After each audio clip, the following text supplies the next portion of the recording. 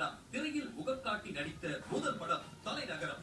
எத்தனையோ நாயகர்களை இயக்கி அனுபவம் பெற்றவர் தன் இயல்பான நடிப்பால் அதிரடியாய் கலக்கி அறிமுகமானார்.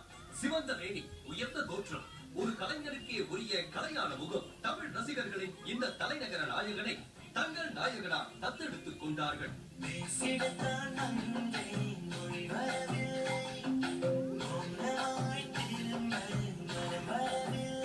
இதனைத் தொடர்ந்து பெருமாள், ஐந்தாம் படை, குரு சிஷ்யன், முரட்டுக்காலை போன்ற படங்களில் இயல்பான நடிப்பு இவரை உச்சத்தில் ஏற்றி வைத்தது.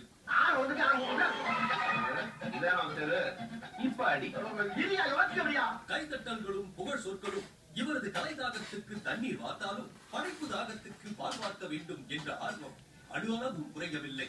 நீண்ட இடைவெளிக்கு பிறகு இவர் இயக்கிய கலகலப்பு பளபளப்பாய் மின்னியது. இவரது படைப்பின் வேகம் பன்மடங்கு அதிகரித்திருக்கிறது.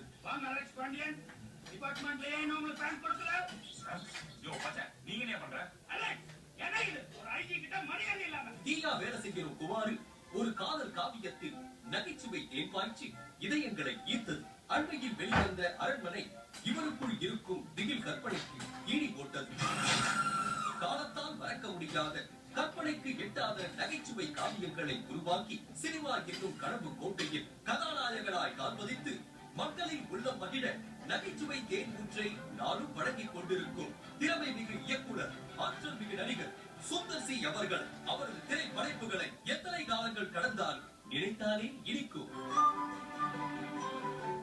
Please welcome actor, director, என்னுடைய நிஜ வாழ்க்கை கதாநாயகர் சுந்தர் சி அவர்கள்.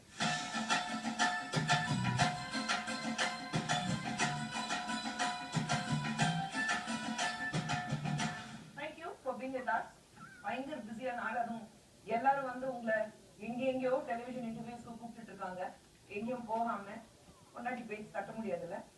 கொண்டாடி சொன்னா கேட்டுக்கணும். ஏன்னா வீட்டுல சோறு கிடையாது. கண்டிப்பா சும்மாவே சோறு போட மாட்டேன். சொன்ன பேச்சு கேட்கறேன், சுத்தமா டேமேஜ் இல்ல இருக்கு.